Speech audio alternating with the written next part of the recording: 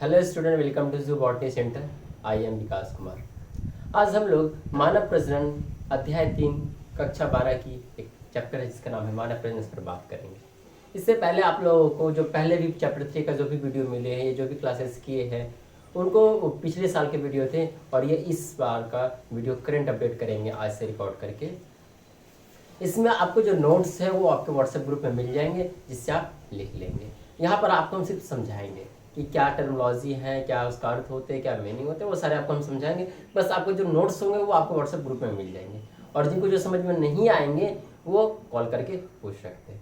तो चलिए हम लोग इस टॉपिक पर बात करते हैं, जिस टॉपिक का नाम क्या है, मानव प्रजनन। अध्याय 3 नाम क्या है, मानव जनन या प्रजनन दोनों लिख सकते हैं आप। Human reproduction, human reproduction. और इससे बहुत ज़्यादा क्वेश्चन पूछा जाता है आपका, चाहे वो जैक बोर्ड हो, चाहे वो बिहार बोर्ड हो, चाहे वो मेडिकल हो, या किसी भी एग्जाम की बात किया जाए, जैसे बायोलॉजी होंगे तो उसमें ये चैप्टर से ज़्यादातर क्वेश्चन पूछे जाते हैं। तो समझते हैं क्या है। तो सबसे पहले हम लोग ना चैप्टर का जो नाम है वो मानव जनन या मानव प्रजनन, इसके बारे में समझते हैं। फिर आगे बात करेंगे कि इसके अंतर्गत क्या क्या घटना हम लोग को पढ़ना है। तो सबसे पहले समझते हैं मानव। आप मानव के बारे में जानते होंगे, मानव क्या है। मानव को अगर इंट्रोड्यूस करेंगे, अगर हम मानव के बारे में परिचय देंगे तो कैसे परिचय देंगे। देखिए मानव क्या है, मानव एक कशेरुकी जानवर है। क्या है, कशेरुकी। इसका अर्थ क्या होते हैं, इंग्लिश में इसको बोलते हैं वर्टिब्रेट।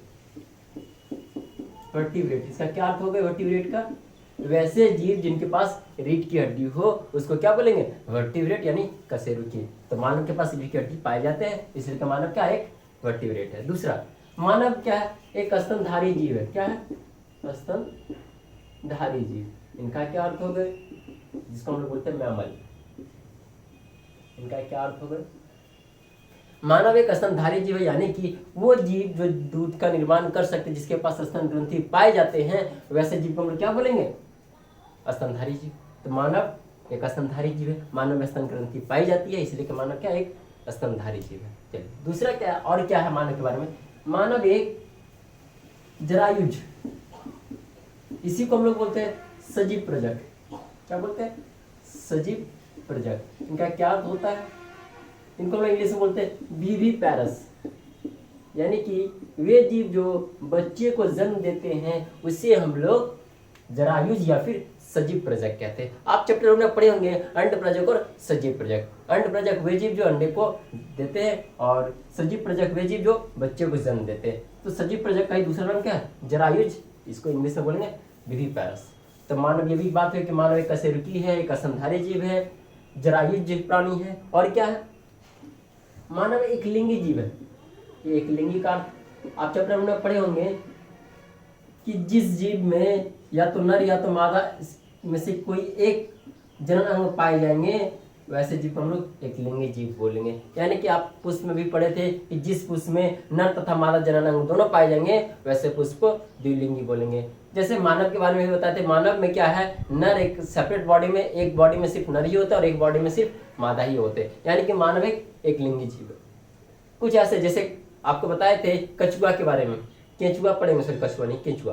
केंचुआ जो होते हैं वो द्विलिंगी होते हैं, उसमें नर और मादा एक ही जीव में पाए जाते हैं। तो मानव में क्या है, नर और मादा दोनों सेपरेट पाए जाते हैं, इसलिए मानव क्या है, एक लिंगी प्राणी है। और क्या है, यौन द्विरूपता तथा यौन द्विरूपता, इसका क्या अर्थ होते हैं, यौन द्विरूपता, इसको इंग्लिश में बोलते हैं सेक्सुअल डायमॉर्फिज्म। सेक्सुअल डायमॉर्फिज्म, इसका क्या अर्थ होगा, मान लेते हैं दो तोता आपके सामने रखा जाए, एक नर है और एक मादा है, उसमें से आपको पहचान करना है कि नर कौन है और मादा कौन है। आपको पहचान कर पाना थोड़ा मुश्किल हो जाएंगे, लेकिन वही एक नर को रखा जाए और एक पुरुष को रखा जाए मानव में, तो आप आसानी से पहचान कर सकते हैं कि ये नर है और ये मादा है। यानी कि बाहरी रंग रूप से देख करके ये पता कर सकते हैं कि वो नर है या मादा है। तो वैसे जीव को हम लोग बोलते हैं यौन द्विरूपता, सेक्सुअल डायमॉर्फिज्म। क्या है, आप दो तोता को देखेंगे तो उसमें नर और मादा का पहचान कर पाना बड़ा मुश्किल हो जाएंगे। जैसे मान लेते हैं ये एक तोता है, ये दूसरा तोता है, तोता नहीं बनाया, समझा रहे आपको, ये नर वाले हैं और ये मादा वाला है। हमने लिख दिए नर मादा, तो आप समझ गए कि ये नर वाले होंगे, ये मादा वाला होंगे। अगर हम इसको मिटा देंगे तो आप पहचान नहीं कर पाएंगे नर कौन और मादा कौन है। फिजियोलॉजिकली बाहरी रूप से आप पहचान नहीं कर सकते। तो वैसे ही मानव क्या है, बाहरी रूप से भी आप पहचान कर सकते हैं कि ये नर है और ये मादा है। तो मानव यौन द्विरूपता वाले प्राणी है। ये बातें आपको समझ में आई कि मानव के बारे में, मानव कैसा कैसा प्राणी है, ये आप क्लियर हुए। मानव एक कशेरुकी प्राणी है, यानी कि मानव में रीढ़ की हड्डी पाई जाती है। मानव एक स्तनधारी जीव है, यानी कि उसमें स्तन ग्रंथि पाई जाती है। स्तन ग्रंथि का काम होता है दूध का स्राव करना। और मानव एक सजीव प्रजक यानी कि जरायुज प्राणी है, जिसको हम लोग कहते हैं विविपारस, यानी कि वे जीव जो बच्चे को जन्म देते हैं। मानव एक एकलिंगी प्राणी यानी कि यूनिसेक्सुअल ऑर्गेनिज्म, यानी कि नर और मादा दोनों जननांग अलग अलग शरीर में पाए जाते हैं, एक ही शरीर में नहीं पाए जाते हैं। यौन द्विरूपता, जैसे कि बाहरी रूप से नर तथा मादा को दोनों को हम लोग पहचान कर सकते हैं बड़ा आसानी से, तो इसी कैरेक्टर को हम लोग बोलते हैं यौन द्विरूपता। तो मानव में ये सारे कैरेक्टर देखने के लिए आपको मिलते हैं। आप समझ पाए मानव के बारे में, मानव कैसे प्राणी है। अब मानव जो प्रजनन करते हैं वो कैसे करते हैं, मानव जो प्रजनन करते हैं वो कैसे करते हैं, क्योंकि हम लोग मानव जनन पर बात करने वाले हैं। तो मानव तो समझ पाए, अब जो है मानव जनन कैसे कैसे करते हैं इस पर बात करेंगे। तो समझिए पहले कि जो है प्रजनन क्या है। प्रजनन जीवों की वह क्षमता होते हैं जिससे वो अपने ही समान अन्य छोटे छोटे जीवों को उत्पन्न कर सकते हैं। अगर मान लेते ये कोई जीव है, इनका जन्म हुआ और ये इनका मृत्यु हो गई, ये एक पीरियड है, एक अवधि है। अब चैप्टर 1 में पढ़ेंगे, इस अवधि को हम लोग बोलते हैं जीवन काल। इस जीवन काल में एक जीव जन्म लेते हैं और प्राकृतिक मृत्यु को प्राप्त कर लेते हैं। इस बीच में उन्होंने कुछ ना कुछ क्रियाएं करते हैं, जैसे क्या, संतति का निर्माण करना, और यह संतति का निर्माण प्रजनन के द्वारा होता है। तो क्या है कि कोई भी जीव अपने जीवन, अपने अस्तित्व को बनाए रखने के लिए प्रजनन करते हैं। कोई भी जीव अपने अस्तित्व को बनाए रखने के लिए वो क्या करते हैं, प्रजनन करते हैं। तो मानव जो प्रजनन करते हैं वो कैसे करते हैं, आप पढ़े थे चैप्टर 1 में कि प्रजनन 2 प्रकार के होते हैं। एक होते हैं अलैंगिक प्रजनन और दूसरा होते हैं लैंगिक प्रजनन। तो मानव कैसे प्रजनन करते हैं, मानव लैंगिक प्रजनन करते हैं। मानव कैसे प्रजनन करते हैं, लैंगिक यानी कि सेक्सुअल। आप पढ़े होंगे लैंगिक और अलैंगिक प्रजनन के बारे में। लैंगिक प्रजनन किसे कहते हैं, प्रजनन की वह विधि जिसमें 2 जनक भाग लेते हैं और युग्मक का निर्माण तथा संयोजन होते हैं। अलैंगिक प्रजनन में एक जनक या 2 जनक भाग ले सकते हैं, लेकिन उसमें युग्मक का निर्माण नहीं, युग्मक का निर्माण हो भी सकते नहीं भी हो सकते, लेकिन ये युग्मक का संलयन नहीं होगा, और इसमें युग्मक का संलयन होंगे। यही क्या है, लैंगिक प्रजनन का विशेषता है। तो मानव में क्या है कि युग्मक का संलयन होते हैं, नर के शरीर में नर युग्मक, मादा के शरीर में मादा युग्मक, और दोनों युग्मक आपस में मिल करके युग्मनज का निर्माण करते हैं, यानी कि लैंगिक प्रजनन करते हैं। मानव कैसा प्रजनन करते हैं, लैंगिक। आप पढ़े थे लैंगिक प्रजनन में भी 2 तरह की होती है। आप पढ़े होंगे कि चैप्टर 1 में पढ़ाए होंगे आप लोगों को कि कुछ जीव जो होते हैं वो किसी विशेष मौसम आने पर ही प्रजनन करते हैं, और कुछ जीव होते हैं जो किसी भी मौसम में प्रजनन कर सकते हैं। आप फल के बारे में भी कुछ बताए थे कि जो किसी विशेष मौसम आने पर पुष्पन करते हैं। कुछ फल ऐसे होते हैं जो किसी भी मौसम में पुष्पन कर सकते हैं। तो वैसे ही मानव क्या है कि किस तरह का प्रजनन करते हैं, किसी विशेष मौसम पर करते हैं या किसी भी मौसम में कर सकते हैं। तो मानव जो है किसी भी मौसम में प्रजनन कर सकते हैं। ऐसे प्रजनन को हम लोग बोलते हैं सतत प्रजनन। क्या बोलते हैं, लैंगिक प्रजनन तथा सतत प्रजनन। सतत प्रजनन का क्या इंग्लिश में क्या बोलेंगे इसको, कंटिन्यूअस ब्रीडर। कंटिन्यूअस ब्रीडर कहिए या फिर प्रजनन के रिप्रोडक्शन कहिए। मानव कैसा है, क्या है, मानव एक कंटिन्यूअस ब्रीडर है या फिर मानव सतत प्रजनन करते हैं। सतत का अर्थ ये हुए कि वो किसी भी मौसम में प्रजनन करने की क्षमता रखते हैं। जरूरी नहीं है कि जैसे कि आप देखते होंगे डॉग को, कुत्ता क्या होता है वो शीतकाल में यानी कि ठंडे के मौसम में प्रजनन करते हैं ज्यादातर। उनका एक विशेष मौसम होते हैं, जैसे भालू हो गए, चूहा हो गए, किसी विशेष मौसम आने पर ही प्रजनन करते हैं, वो किसी सभी मौसम में प्रजनन नहीं कर सकते। उसी प्रकार मानव जो है वो किसी भी मौसम में प्रजनन कर सकते हैं। इसी को मानव को क्या बोलते हैं, सतत प्रजनन। तो मानव में जो प्रजनन होता है वो कैसे होते हैं, लैंगिक प्रजनन होते हैं और सतत प्रजनन होते हैं। यानी कि मानव किसी भी मौसम में प्रजनन करने की क्षमता रखते हैं, नए संतति को उत्पन्न करने की क्षमता रखते हैं। और लैंगिक प्रजनन का अर्थ ये हुए कि प्रजनन की वह विधि जिसमें 2 जनक भाग लेते हैं और युग्मक का निर्माण तथा संयोजन होती है।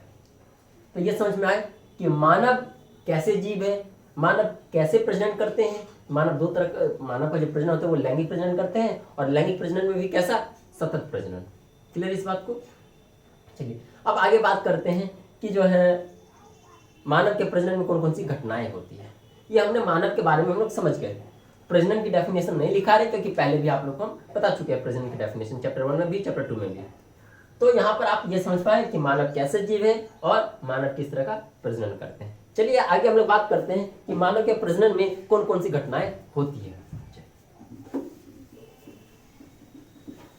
मानव के प्रजनन में बहुत सारी घटनाएं होते हैं, उन्हीं घटनाओं को एक एक करके हम लोग समझेंगे और उसी घटनाओं को व्याख्या करके हम लोग समझेंगे और चैप्टर को समाप्त कर देंगे। ये चैप्टर बहुत इंपॉर्टेंट है, मार्क्स के व्यू से पहले भी बता चुके हैं। चलिए क्या है मानव में प्रजनन की घटनाएं, इसके बाद क्या पॉइंट आएंगे, मानव में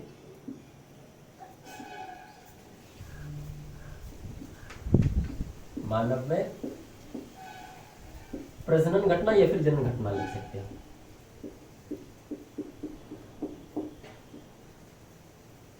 देखिए पहले आप लोग जो हम नोट्स भेजेंगे व्हाट्सएप में, पहले आप नोट्स लिख लेंगे, उसके बाद इस वीडियो को देखेंगे।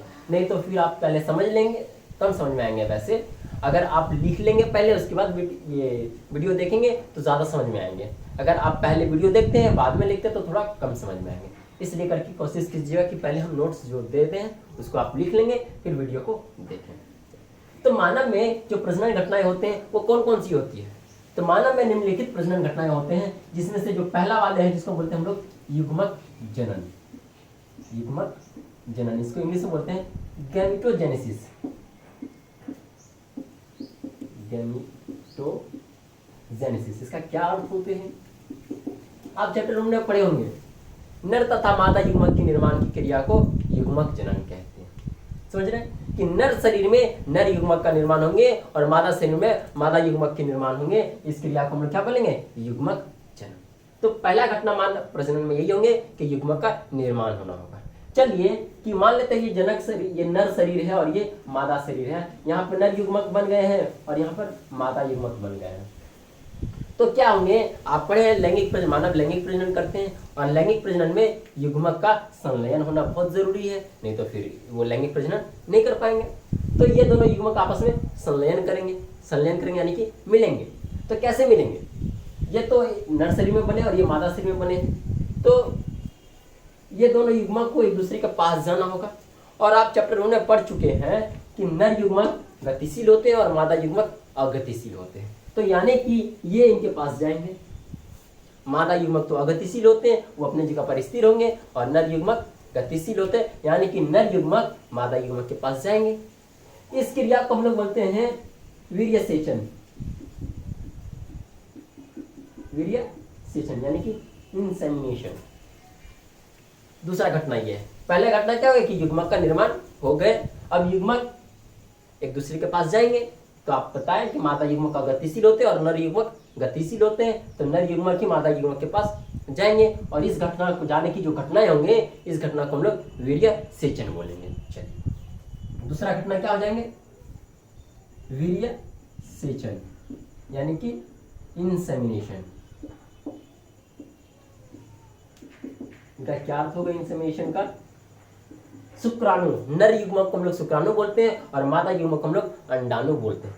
तो वीर्यसेचन का क्या अर्थ हो गया कि शुक्राणु मादा जनन पथ में पहुंचने की जो क्रिया है, इस क्रिया को हम लोग वीर्यसेचन बोलेंगे। यही ना हुए कि नर युग्मक यानी शुक्राणु कहाँ पहुंच रहे हैं, मादा जनन पथ पे या जनन ट्रैक, रिप्रोडक्टिव ट्रैक कह सकते हैं, उसमें पहुंच रहे हैं और इस घटना को क्या बोलेंगे, वीर्यसेचन। क्लियर, ये दूसरी घटना है। अब तीसरी घटना क्या है, जब नर युग्मक मादा युग्मक के पास पहुंच गए तो दोनों क्या करेंगे, आपस में मिल जाएंगे, संलयन करेंगे। और आप पढ़े थे चैप्टर 1 में ही कि नर तथा मादा युग्मक की संलयन की क्रिया को निषेचन कहते हैं, आप पढ़े थे। तो चलिए तीसरा घटना क्या हो जाएंगे, निषेचन यानी कि फर्टिलाइजेशन।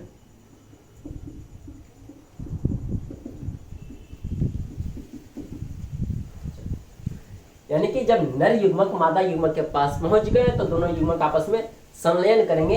और आपको पता है कि दोनों युग्मक जब आपस में संलयन करते हैं तो किसका निर्माण करते हैं, युग्मनज का, यानी कि जायगोट का। जायगोट का निर्माण कर देंगे। तो निषेचन का क्या घटना होगा इसमें कि नर तथा मादा युग्मक संलयन तथा युग्मनज का निर्माण। क्लियर ये बात। तो तीसरी घटना होगा। अब चौथी घटना क्या है, जब युग्मनज बन गए ये युग्मनज अब क्या करेंगे, अपने आप को विभाजित करेंगे, अपने आप को विभाजित करेंगे। तो चौथा जो घटना हो जाएंगे इसको बोलेंगे हम लोग, सॉरी, युग्मनज बन गए। अब ये युग्मनज क्या करेंगे, मादा के गर्भाशय से जाकर के चिपक जाएंगे, क्योंकि आपको पता है कि प्रेगनेंसी का जो पीरियड होते हैं वो 9 मंथ के होते हैं, मिनिमम 7 मंथ और मैक्सिमम 11 मंथ के होते हैं। तो वो जो जायगोट बने हैं ये जायगोट जाकर के मादा के गर्भाशय से या माता के गर्भाशय से जाकर के चिपक जाते हैं और ये अपने आप को वृद्धि करके एक शिशु का निर्माण कर लेते हैं। तो ये युग्मनज कहाँ जाकर चिपकेंगे, मादा के गर्भाशय से। और इस चिपकने की घटना को हम लोग बोलेंगे अंतरोपण। क्या बोलेंगे, अंतरोपण।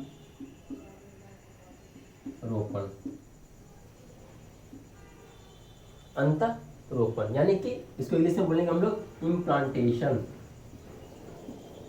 इम्प्लांटेशन।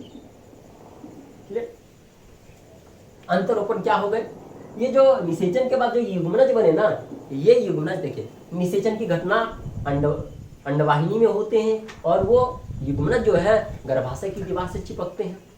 तो गर्भाशय की दीवार में युग्मनज की चिपकने की या सटने की जो घटना होती है उस घटना को क्या बोलेंगे, अंतरोपण यानी कि इम्प्लांटेशन। ये सबके बारे में हम लोग एक एक टॉपिक पढ़ेंगे। अभी बस हम लोग ये जानना है कि मानव में जो प्रजनन घटनाएं होती है वो कौन कौन से होते हैं। तो पहला क्या है, युग्मक जनन यानी कि नर शरीर में नर युग्मक का निर्माण और मादा शरीर में मादा युग्मक का निर्माण। दूसरा घटना क्या है, जब दोनों युग्मक बन गए हैं तो दोनों युग्मक को एक दूसरे के पास जाना होगा निषेचन करने के लिए, मिलने के लिए। तो नर युग्मक मादा युग्मक के पास जाएंगे, क्यों, क्योंकि नर युग्मक गतिशील होते हैं और मादा युग्मक अगतिशील होते हैं। तो नर युग्मक मादा युग्मक के पास पहुंचेंगे, इस घटना को क्या बोलेंगे, वीर्यसेचन, इंसेमिनेशन। तीसरा, जब नर युग्मक मादा युग्मक के पास पहुंच गए हैं तो क्या करेंगे, निषेचन करेंगे, दोनों आपस में मिलेंगे, निषेचन। इसके बाद जब निषेचन हो गए, निषेचन के उपरांत क्या बनते हैं, युग्मनज का निर्माण हो जाते हैं। और ये युग्मनज क्या करते हैं, माता के गर्भाशय से चिपक जाते हैं और इस घटना को हम लोग बोलेंगे अंतरोपण, इम्प्लांटेशन। समझ पाए इस बात को। चलिए आगे बात करते हैं 5वां नंबर घटना। जब ये युग्मनज माता के गर्भाशय से चिपक गए हैं तो ये क्या करेंगे, अब डिवाइड करेंगे, विभाजन करेंगे, जिसको हम लोग बोलेंगे क्लीवेज यानी कि विदलन। विदलन।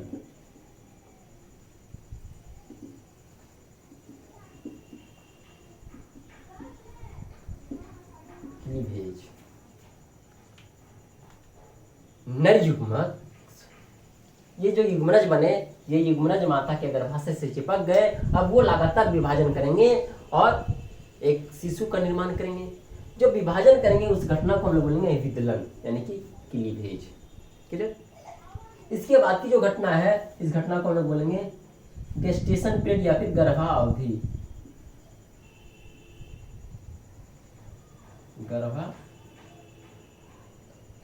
गर्भावधि यानी कि गेस्टेशन पीरियड।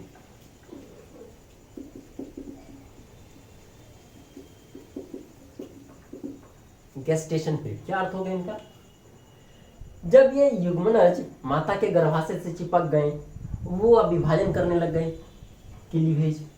विभाजन करने के बाद वो एक शिशु का निर्माण करेंगे। तो वो शिशु का निर्माण करने में कुल जो अवधि लगते हैं, जैसे क्या है, एक मानव में या एक माता में गर्भावधि का जो पीरियड होते हैं वो 7 से 11 महीना हो सकते हैं, मिनिमम 7 और मैक्सिमम 11 महीना हो सकते हैं। यानी कि इसमें यह पता चलता है किस महीने में बच्चे का क्या क्या विकास होते हैं, आंख किस महीने में बनते हैं, हृदय किस महीने में बनते हैं, किडनी किस महीने में बनते हैं, ये सारी बात इसमें पढ़ना होता है हम लोगों को कि गेस्टेशन पीरियड में क्या हुए, यानी कि जो बच्चे माँ के गर्भ में तैयार हो रहे हैं वो कैसे कैसे तैयार हो रहे हैं, कितना टाइम पीरियड लगते हैं, वो हम लोग यहाँ पर पढ़ेंगे। गर्भावधि समझ गए। लास्ट है जब एक शिशु पूरी तरह से तैयार हो जाते हैं तो वो क्या करते हैं, जन्म लेते हैं, जिसको हम लोग बोलते हैं प्रसव, इंग्लिश में बोलेंगे पार्चुरेशन। पार्चुरेशन यानी कि शिशु का जन्म। तो ये मानव के निम्नलिखित प्रजनन में घटनाएं होती है, क्या क्या होते हैं? पहला युग्मक जनन, युग्मक का निर्माण। जब युग्मक बन गए तो क्या करेंगे? नर युग्मक मादा युग्मक के पास पहुंचेंगे, वीर्य सेचन। तीसरा है जब पहुंच गए तो आपस में दोनों संलयन करेंगे यानी कि निषेचन। अब जब निषेचन हो गए तो क्या करेंगे? युग्मनज में परिवर्तित हो जाएंगे और वो युग्मनज विभाजन करके किस में बदल जाएंगे? कोरक पुट्टी में, यानी कि हम लोग बोलेंगे ब्लास्टोसिस्ट, इसको बोलेंगे कोरक पुट्टी में बदल जाएंगे। तो वो कोरक पुट्टी में बदलने की जो क्रिया होंगे उसको हम लोग बोलेंगे विदलन। क्या बोलेंगे? विदलन।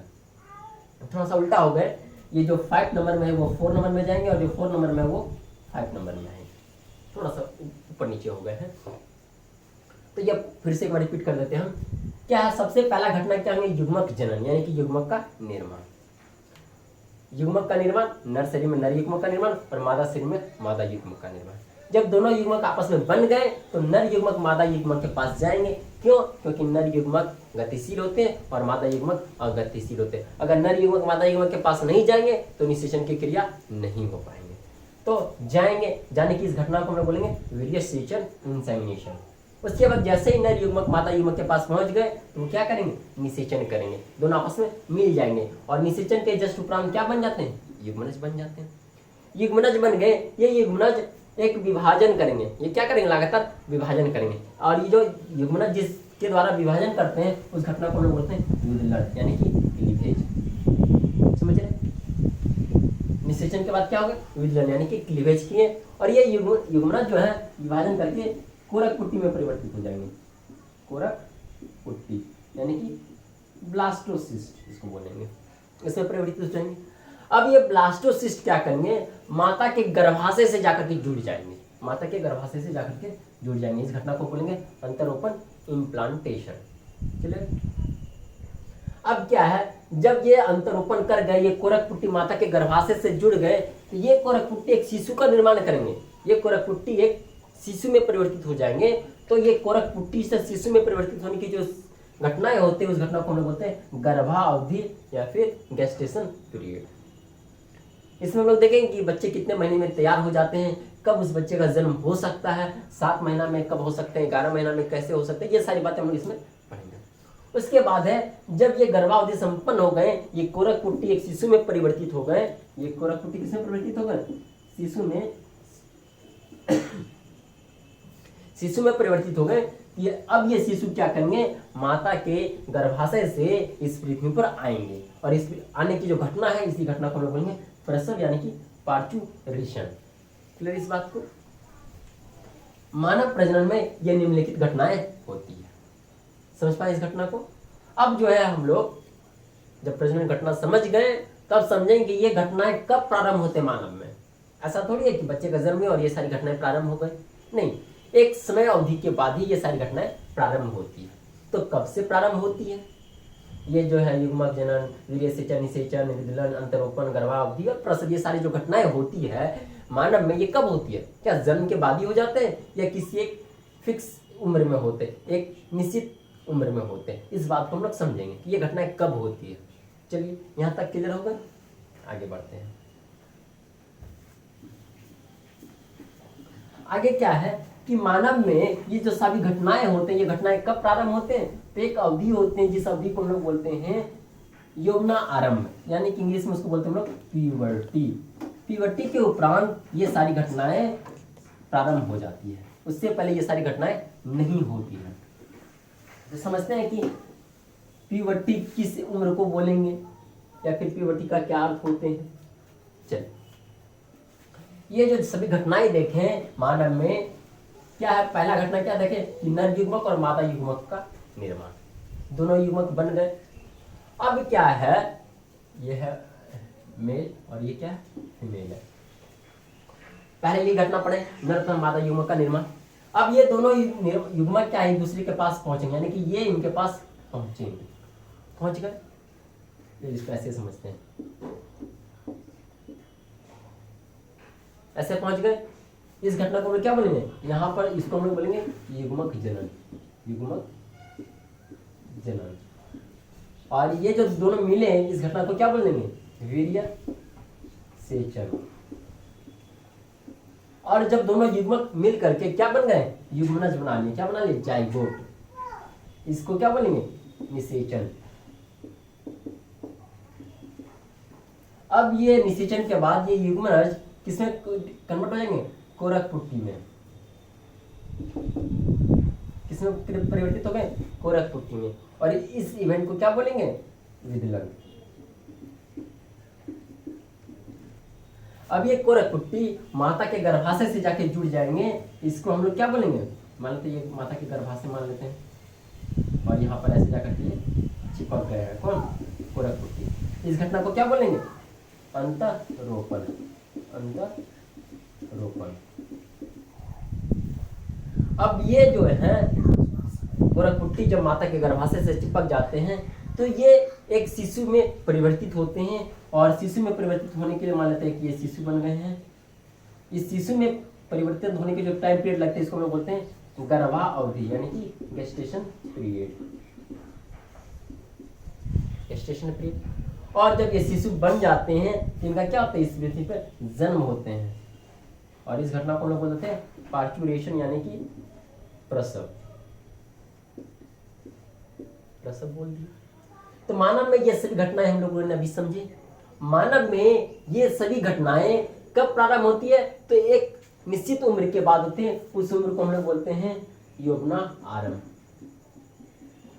यौवना आरंभ इंग्लिश में क्या बोलते हैं? प्यूबर्टी। प्यूबर्टी के बाद ये सभी घटनाएं प्रारंभ होते हैं। तो प्यूबर्टी के बारे में हम लोग बात करेंगे कि प्यूबर्टी क्या है। प्यूबर्टी वह अवधि है जिसमें लैंगिक अंग परिपक्व और विकसित कर जाते हैं, यानी कि ये सभी घटना करने के लिए जो अंग होते हैं जिसको हम लोग बोलते हैं प्रजनन अंग, वो सभी जो है परिपक्व हो जाते हैं, विकसित हो जाते हैं ये सारी घटना करने के लिए। समझ पा रहे हैं? यौवना आरंभ क्या होंगे? ये वह अवधि है जिसमें लैंगिक अंग परिपक्व तथा विकसित कर जाते हैं। क्लियर इस बात को? तो ये सारी घटनाएं कब आती हैं? यौवना आरंभ में। यौवना आरंभ का क्या अर्थ होते हैं ये भी आप क्लियर हो गए। अब देखते हैं कि नर में यौवना आरंभ में क्या क्या घटनाएं होते हैं और मादा में यौवना आरंभ में क्या क्या घटनाएं होते हैं। ये सारी बात को भी हम लोग थोड़ा समझ लेंगे। तो जब नर में यौवना आरंभ आते हैं तो उनका जो उम्र होते हैं वो उम्र होते हैं 13 से 16 वर्ष। नर में जो यौवना आरंभ आते हैं, नर बालक में हम लोग पहले बात करते हैं। इसमें जो यौवना आरंभ आते हैं यानी कि प्यूबर्टी आते हैं तो किस उम्र में आते हैं? ये आपका 13 से 16 वर्ष की उम्र में ये आते हैं, यानी कि इससे पहले इसमें प्रजनन की वो सारी घटनाएं नहीं होंगे। इससे पहले नर में प्रजनन की यानी कि युग्मजनन की घटनाएं नहीं हो पाएंगे। वो कब होंगे? 13 से 16 वर्ष के बाद ही हो पाएंगे। किसी में 13, किसी में 14, किसी में 15, किसी में 16। औसतन इसको देखा गया है 14 वर्ष। औसतन कितना माना गया है? 14 वर्ष। अब देखिए नर में ये यौवना आरंभ जब प्रारंभ होते हैं इसमें एक विशेष प्रकार के हार्मोन का स्राव होते हैं जिस हार्मोन का नाम है टेस्टोस्टेरोन। टेस्टोस्टेरोन ये जो हार्मोन होते हैं इसी हार्मोन की वजह से नर में वो सारी घटनाएं हो पाती है, युग्मक का निर्माण हो पाते हैं और इसके वजह से बहुत सारे परिवर्तन आते हैं। तो क्या क्या परिवर्तन आते हैं देखते हैं।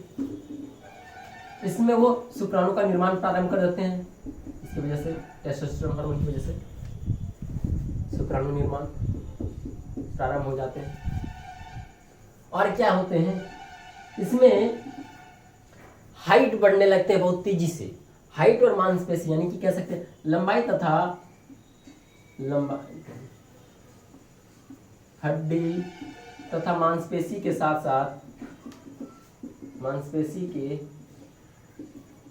साथ लंबाई में वृद्धि।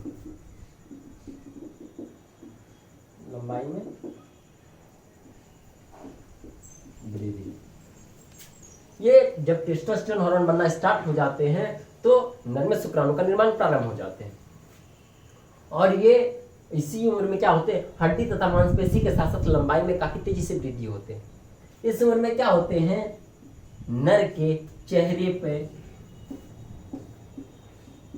छाती पे, कांख पे तथा जांघ में रोम आना प्रारंभ हो जाते हैं। क्या आना प्रारंभ हो जाते, रोम यानी कि हेयर, रोम हेयर आना प्रारंभ हो जाते हैं। ये सारे किसकी वजह से हो पा रहे, टेस्टोस्टेरोन की वजह से। टेस्टोस्टेरोन हार्मोन का सिक्रीशन ही यौनारंभ का स्टार्टिंग होगा। ये हार्मोन नहीं बनेंगे तो उसमें यौनारंभ नहीं आए। ये हार्मोन जब बनना स्टार्ट हो जाएंगे तो उसमें शुक्राणु का निर्माण प्रारंभ हो जाएंगे। उसकी हड्डी तथा मांसपेशी के साथ साथ जो लंबाई वो काफी तेजी से वृद्धि करेंगे। ऐसे नहीं है कि बचपन में नहीं करते थे, लेकिन इस एज में वो काफी तेजी से करेंगे। उसके बाद चेहरे, छाती, कान तथा जांघ में बाल आना यानी कि रोम आना प्रारंभ हो जाएंगे। ये किसकी वजह से, टेस्टोस्टेरोन हार्मोन की वजह से होंगे। चलिए और देखते हैं क्या होंगे। आवाज गहरी हो जाना, आवाज गहरी हो जाना यानी कि क्या अर्थ हो गए, क्या होते हैं जो कंठ देख रहे हैं ना, यहाँ पे मेरा कंठ थोड़ा निकल गए हैं। जनरली लड़कों का क्या होता है कि उनका ये जो इसको बोलते हैं एडम्स एप्पल, ये विकसित कर जाते हैं यानी कि कंठ विकसित कर जाते हैं, जिस वजह से उनका आवाज गहरी होने लगती है। और ये विकसित किसकी वजह से हो पाते हैं, टेस्टोस्टेरोन हार्मोन की वजह से होते हैं। टेस्टोस्टेरोन हार्मोन की वजह से ही देखिएगा कि जो क्या होते हैं, लड़कों का यानी कि नर का स्किन काफी यानी चमड़े जो होते हैं वो काफी मजबूत होते हैं, स्ट्रॉन्ग या हार्ड कह सकते हैं, कठोर होते हैं। किसकी वजह से, टेस्टोस्टेरोन हार्मोन की वजह से। तो नर में जो यौनारंभ आते हैं ये कब आते हैं, 13 से 16 वर्ष की उम्र में आते हैं। ये यौनारंभ आने के लिए जिम्मेवार कौन है, टेस्टोस्टेरोन हार्मोन है। टेस्टोस्टेरोन हार्मोन बनना प्रारंभ होगा तो नर में शुक्राणु का बनना प्रारंभ हो जाएंगे।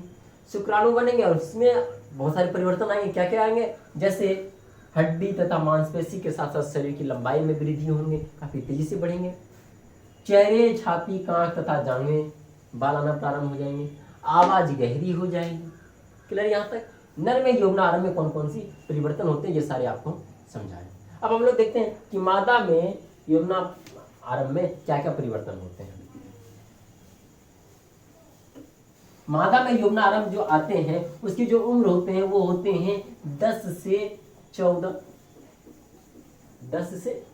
वर्ष होते हैं। चलिए हम लोग अब मादा पर बात करते हैं।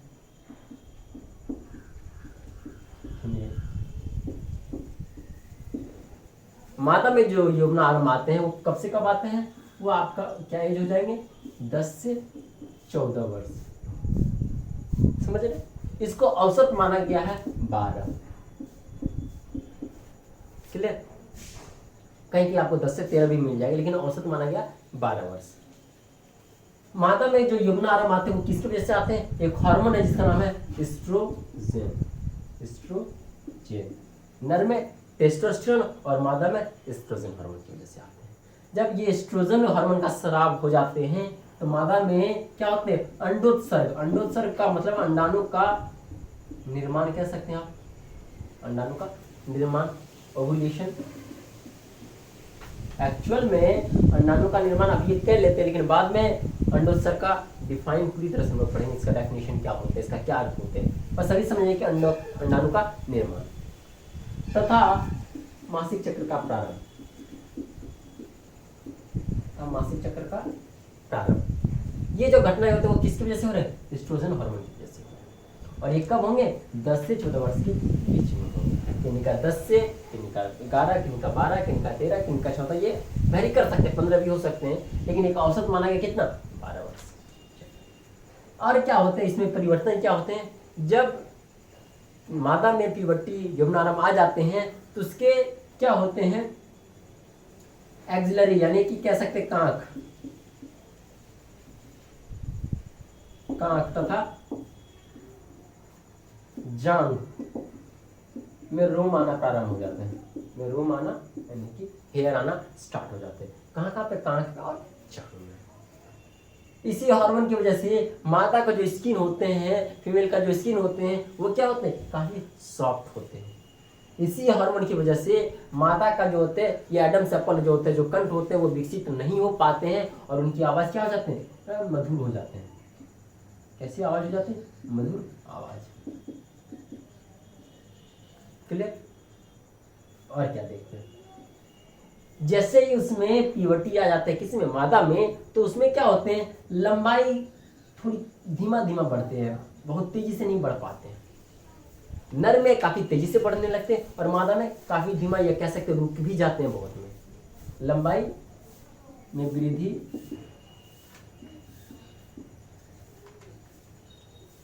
रुक जाना, लंबाई में वृद्धि रुक जाना, ये कम हो जाना, समझ रहे, ये एस्ट्रोजन के कारण होते हैं।